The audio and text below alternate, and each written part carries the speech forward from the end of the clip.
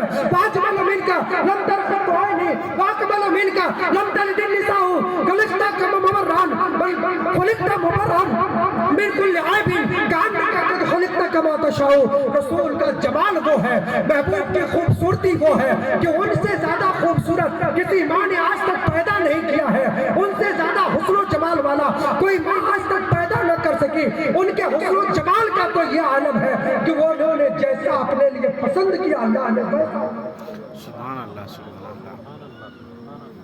اور آگے بڑھے، محبوب کا حسن کیسا ہے؟ حضرت جبریل کی زبانیں سنتے ہیں. حضرت شیخ سعدی کہتے ہیں جبریل کی باتوں کی ترجمانی کرتے ہیں اور کہتے ہیں آفاق اگر دیدام زہرے بتا تس دیدام بسیار خوبہ دیدام لیکن تو چیزیں دیگری. یا رسول اللہ، ہم نے زمین و آسمان کو دیکھا ہے، ہم نے تحت الثری اور عرش اعظم کو دیکھا ہے، ہم نے آدم سے لے کر کے عیسیٰ تک کے سارے پیغمبروں کے حسن و جمال کو دیکھا ہے، لیکن کوئی آپ سے زیادہ خوبصورت نہیں پایا، آپ سے زیادہ حسین و جمیل نہیں پایا. یہ تو ان کے حسن کی بات ہو گئی. اب ان کے تصرف کی باتیں کرتے ہیں، ذرا ان کے تصرف پر بات لگا ڈالتے ہیں. اہل سنت کا امام پکار اٹھتا ہے، ہاتھ جس سمت اٹھا غنی کر دیا موج بار سماعت پہ لاکھوں سلام. جس طرف ہاتھ اٹھا ہے تصرف کا یہ عالم ہے، جس طرف ہاتھ اٹھ گیا ہے نوازتے چلے گئے ہیں، لٹاتے چلے گئے ہیں، سخاوت کرتے چلے گئے ہیں. یہ میرے مصطفیٰ کا مزاج ہے. محبوب ایسا ہونا چاہیے. جب ہم نے دیکھا ہے، ہم نے پوچھا کوئی ایسا محبوب ہونا چاہیے جس میں خوبصورتی بھی ہو، جس میں حسن و جمال بھی ہو، جس میں وفا بھی ہو، جس میں تصرف بھی ہو، جس میں طاقت بھی ہو، جس میں پاور بھی ہو، جس میں ساری چیزوں کے جمال کو اکٹھا کر دیا گیا ہو. ہم نے خالق کائنات سے پوچھا اے مولا بتا تو نے ہی زمین کو پیدا کیا، آسمان کو پیدا کیا، جن و بشر کو پیدا کیا ہے، حسن و جمال والوں کو پیدا کیا ہے، پری پیکروں کو تم نے پیدا کیا ہے، فرشتوں کی جماعت تم نے بنائی ہے، انسانوں کے یہ جرمٹیں تم نے پیدا کی.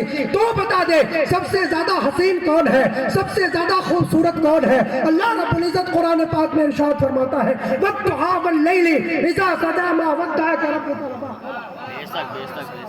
ماشاء اللہ. محبوب تیرے چمکتے ہوئے چہرے کی قسم، واہ واہ. سبحان اللہ. وہ پروردگار جس کے حسن کی بات کرے تو کہے چمکتا ہوا چہرہ ہے. وہ پروردگار جس کے حسن کی بات کرے تو کہے کہ وہ چمکتا ہوا دمکتا ہوا چہرہ ہے. صبح کے چاش کے وقت کے سورج کی طرح جیسے سورج کی کرنیں خوبصورت ہوتی ہیں، اس پر نگاہیں اس وقت میں جم سکتی ہیں، ایسا میرے محبوب کا حسن و جمال ہے. بلکہ وہ تو ایک مثال ہے، میرے محبوب کا جمال کہ اس سے بھی بڑھ کر کے آگے. سبحان اللہ سبحان اللہ. آقا کریم علیہ الصلوۃ والتسلیم کا جمال وہ ہے جب آپ کے تصرف کی باتیں ہونے لگی، آپ کے پاور کی باتیں ہونے لگی. اللہ رب العزت نے مصطفیٰ جان رحمت کے پاور کو جب بتانا شروع کیا ہے تو ہم دنیا میں دیکھ رہے ہیں کوئی ایسا پاور والا محبوب چاہیے جو ہماری ضرورت پڑنے پر ہماری حمایت کر سکے، ہماری مدد کر سکے.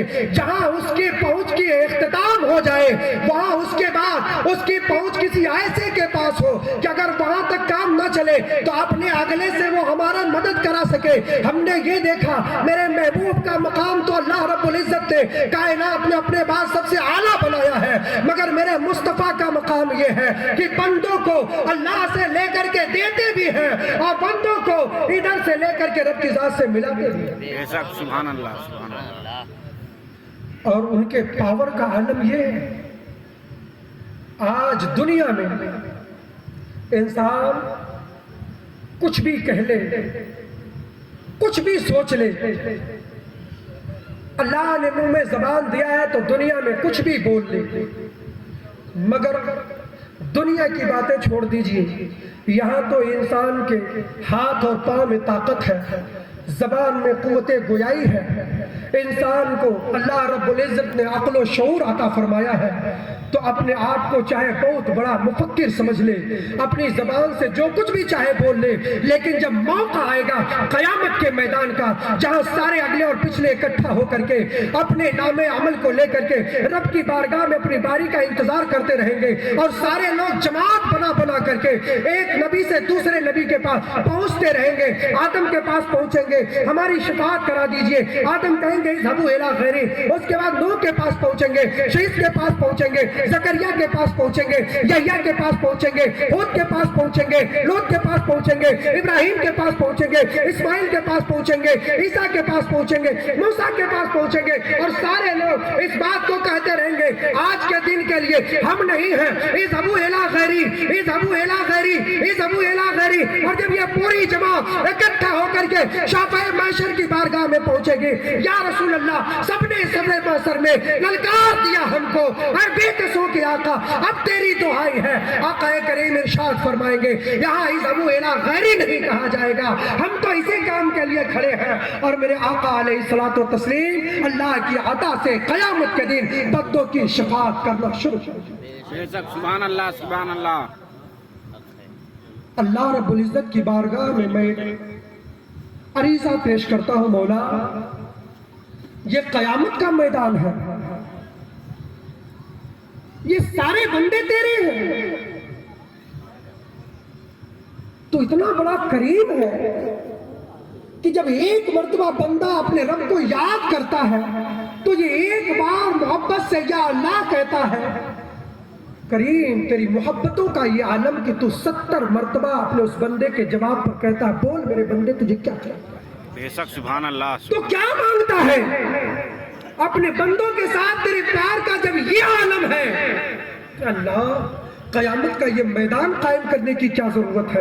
اتنا خطرناک دن، یہ سبا نیزے پر سورج ہے، تابے کی طرح زمین ہے، انسان اپنے پسینوں میں کھول رہا ہے۔ اے مولا تو سب جانتا ہے جنتی کون ہے، جہنمی کون ہے، کتنے لوگ اچھے ہیں، کتنے لوگ برے ہیں، کتنے نیکوکار ہیں، کتنے بدکار ہیں، تو سفید لگوا دیتا یہ نیکوں کی ہے، یہ بدوں کی ہے، یہ اچھوں کی ہے، یہ بروں کی ہے، یہ جنتیوں کی ہے، یہ جہنمیوں کی ہے، اور پھر اس کے بعد حکم دے دیتا ادھر والے جنت میں چلے جائیں، ادھر والے جہنم میں چلے جائیں۔ مولا بڑا جلدی ہو جاتا، اللہ رب العزت کی رحمتیں پکار کے کہتی ہیں میرے بندے یقیناً میں جانتا ہوں بندے میرے ہیں، ان کے اعمال کو میں جانتا ہوں، کتنے نیک ہیں کتنے بد ہیں یہ سب جانتا ہوں، مگر سن لو یہ قیامت کا میدان لوگوں کے حساب کو میں جاننے کے لیے قائم نہیں کیا ہوں، یہ قیامت کا میدان اس لیے قائم کیا گیا ہے کہ لوگ یہ جان لیں فقط اتنا سبب ہے انہیں قاضی بزم محشر کا کہ ان کی شان محبوبی دکھائی جائے۔ بے شک سبحان اللہ سبحان اللہ۔ یہ قیامت کا میدان میں اپنے لیے نہیں قائم کیا، یہ ان لوگوں کو بتانے کے لیے قائم کیا جو دنیا میں میرے نبی کے پاور کا انکار کرتے تھے، میرے نبی کے تصرف کا انکار کرتے تھے، میرے نبی کی طاقت کا انکار کرتے تھے، میرے نبی کی محبوبیت کا انکار کرتے تھے۔ آج دیکھ لیں خدا کی رضا چاہتی ہے تو عالم، خدا چاہتا ہے رضا۔ سبحان اللہ سبحان اللہ۔